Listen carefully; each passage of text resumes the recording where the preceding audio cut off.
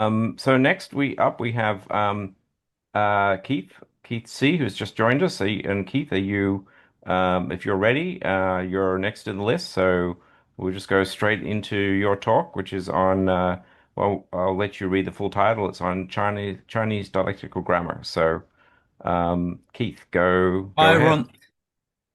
Thank you very much. Hi, Ron. So, like I said, can everyone hear me and see me? Because I'm using a new device here. So this is the first time ever that I've used Zoom on this particular device. So can anyone hear and see me? Is that okay? Yeah. Okay. All So I can good. Go make a ahead. start. Yeah. You're All right. set. Thank you very much. Just let me share screen. Let me find the various things to share screen. Uh-huh. Uh, so share screen. All right. So can everyone see what's on the screen right now? Everyone okay? Can you see the opening slide? Yes, You can't see it yet? You can see it now, yeah? Is that okay? All yes, right, so if I just yes. go to I guess I can begin yet. If I just go to a full mode. Um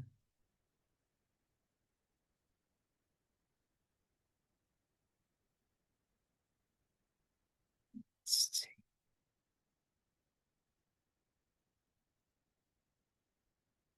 Yeah, everyone okay? Yeah, so let's begin now. Yeah, okay, so thank you for I'm coming to this lightning talk, yeah, and I'm had the pleasure to present some of my ongoing work. Yeah, so it is called human connection and linguistic interfaces. Yeah, I kind of changed the title a bit due to the nature of the presentation. Yeah, but this is essentially so yeah, like a recap. I'm just there's essentially a book launch at this group that we've recently created. Although it's different because Arika is talking about her book after it's come out. We're talking about this book that hasn't come out yet. In fact, it's still in its early stages. But so it's a pre-launch book or pre book launch, if you will. And it's something that we've been doing for the past several months. So. Yeah, so there's basically a book that we are, doing in this working group called Independent Linguists Meet. All right, yeah, so this group came into existence last year. So your last year, some of you may recall that I made a call to all the linguists at the old Ronin and IGDORE, to find interested linguists to form a group where we would meet regularly and to work on something together. Yeah, the response was very good. I heard from quite a few people. Um, Yes, if I wrote a blog post which I posted on Discord not so long ago, which details the genesis and the creation and the ethos of our group. So um, we had our first meeting on the 6th of June last year. Oh yeah, that was a very nice occasion. And the participants were me. So I'm affiliated with both Ronin and IGDOR. Andrea, who's probably in the crowd right now. She used to be affiliated with Ronin. She's also affiliated with NCIS. Safir, who's from IGDOR, and also Loretta, who's also from IGDOR. Okay, so we had four participants in our first meeting last year. Subsequently, we've had quite a few meetings, and the irregular attendees include Elmer, who's also in the audience. Eric Smith. Now, this that's interesting because Eric is one of the inaugural fellows of the old Ronin, I believe.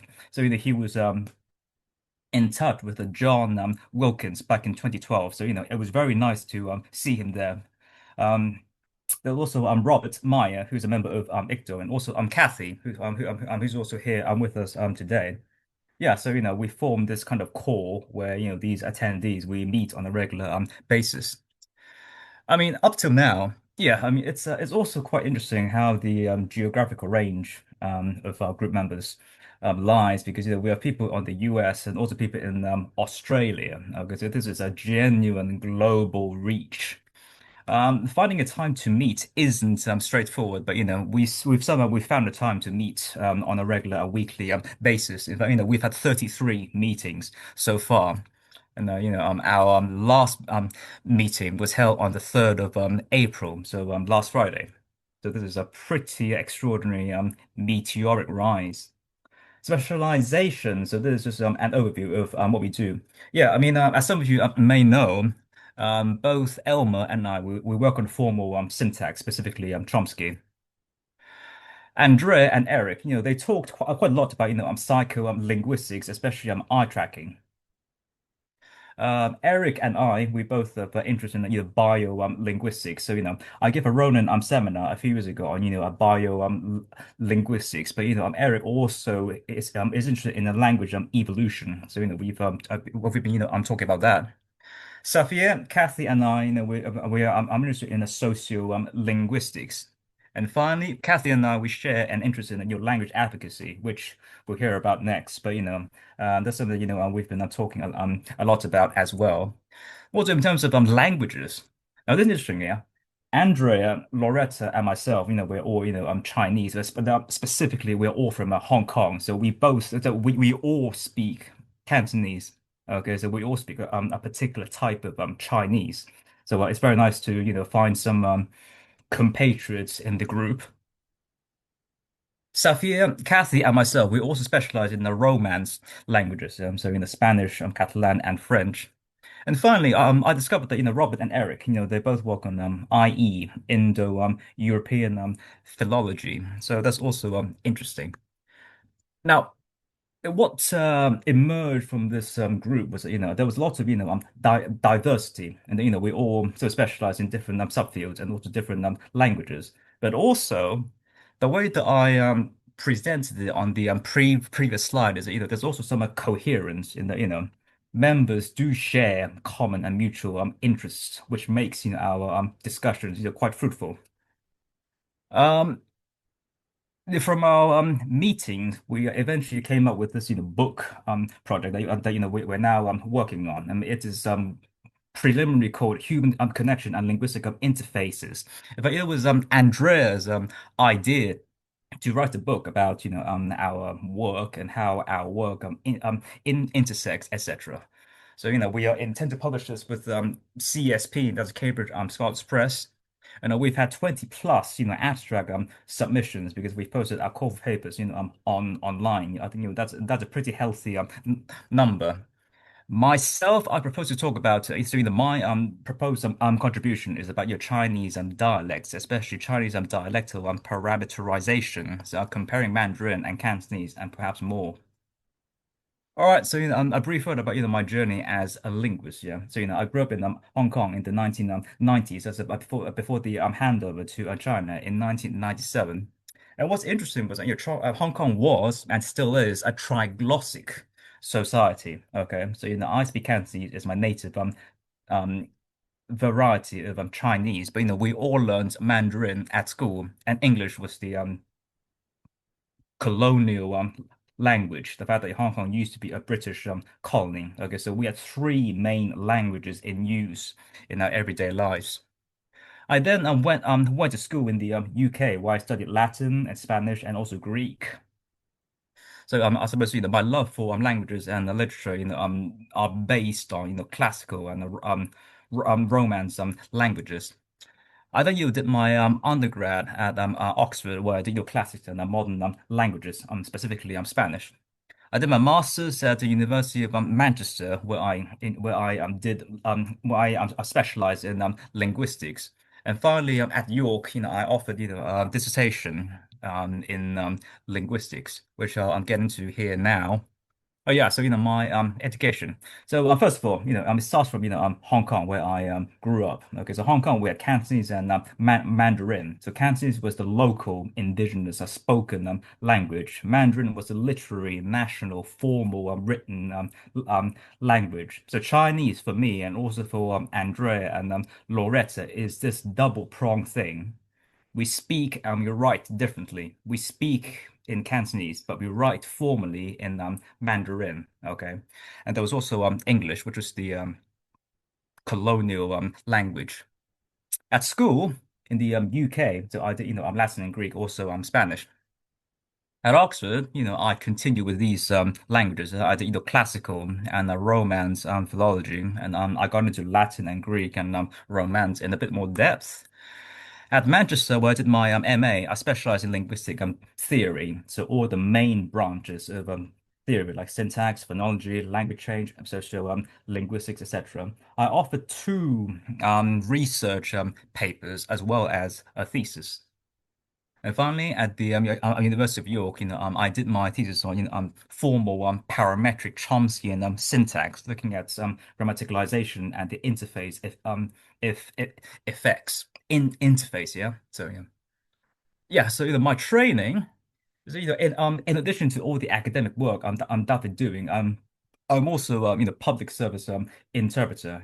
I've been offering simultaneous face-to-face as well as telephone translation, from 2009 till now.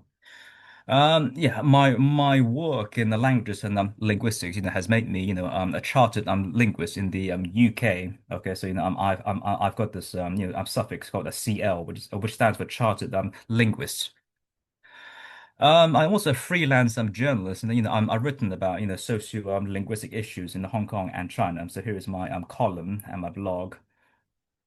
And finally, a language advocacy, which I mentioned earlier on. So, I'm affiliated with an organization called Save Cantonese, and we aim to promote and protect Cantonese education. In fact, I gave a Ronin talk back in February of 2022 where I talked about this. So that was interesting. And finally, language teaching. I've been doing some, language teaching on the side as well. This started when I was in Manchester. Well, I taught both Mandarin and Cantonese in two phases. And I've been offering an online tuition as mainly in Cantonese these days. Right. Okay. So if we go back to Chinese dialects, which form the core of what I do. Yeah. So a very popular and mainstream idea is cartography. It's how we account for human language, and the two main properties are similarities and differences. Okay? The Chinque and his colleagues are interested in looking at how languages are similar, so the language universals as well as how languages differ. And here you get the parameters that define each and every language. Okay, similarities and differences.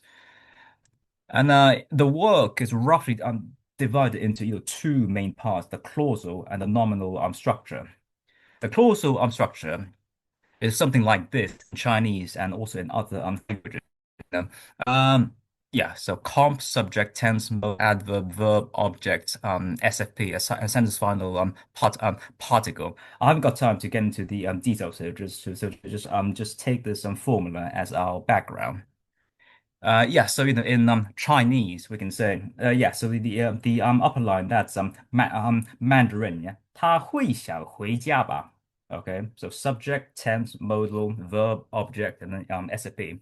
In Cantonese, which is essentially the same in terms of order, 佢會想返屋企啩 Okay, this word order is actually quite similar to English because he will want to return home. Okay, so subject, tense, modal, verb, object, etc. In terms of word order, Chinese and English are actually quite similar.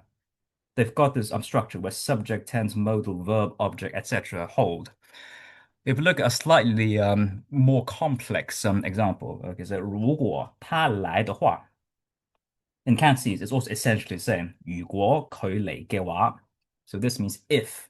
如果 means if she comes. Okay, so the word order here is essentially the same between Cantonese, Mandarin, as well as English.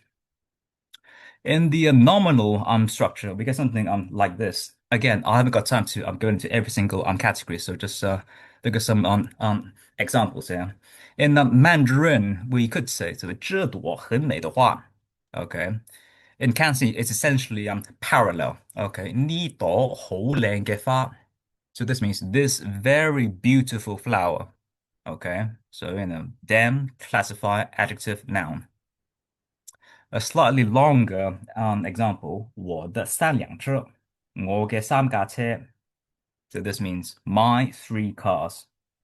Right. Okay. So yeah, we can see the structure here. So these are the cartographic universal structure that underlines Mandarin, Cantonese, as well as English. So if we look at the clause, if we look at this structure again, is one thing that's interesting about Mandarin and Cantonese. In Ma Mandarin, they tend to put the adverb before the verb. So for example here, 我先喝酒了，先喝酒了. In Cantonese and also in other dialects, we'll put the adverb after the verb and the object. So 我飲酒先啦. So the and also similarly, door and shall, which are either more or and less, we tend to put these before the verb in Mandarin. So, for example, 你多吃一点吧, or 你少吃一点吧. Cantonese will put the door and shall or in the door and 少 after the verb. So, 你食多啲啦 or 你食少啲啦, etc. Okay, so there are two main parametric settings here are that in Mandarin we put the adverb like seen or xian before the verb phrase, whereas in Cantonese we will put seen after the verb phrase. In Mandarin we will put your door and shall before the verb, whereas in Cantonese we will put door and xiu after the verb. The Mandarin noun, etc. If you look at this structure again, these are essentially parallel structures. Yeah? So this very tall house or this very tall building.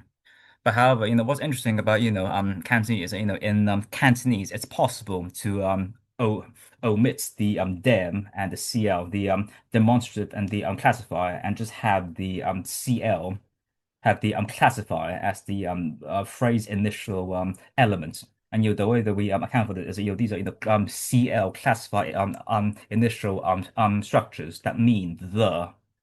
Okay, I believe that I'm running out of time. So basically, yeah. So my work in the formal linguistics has allowed me to look at these sort of structures where I compare languages in terms of the universal model, and then, so for example, 先 or 多, also in the nominal structure, whether we have the them or the cl as the phrase initial element, and then my work has allowed me to transfer all of this to the teaching of Chinese, because whenever I teach my students who are mostly English speakers, they can appreciate the word order in Chinese, given that Chinese and English are similar in terms of word order. So this is a case study of how research and theoretical linguistics can transfer into applied, and namely a Chinese teaching.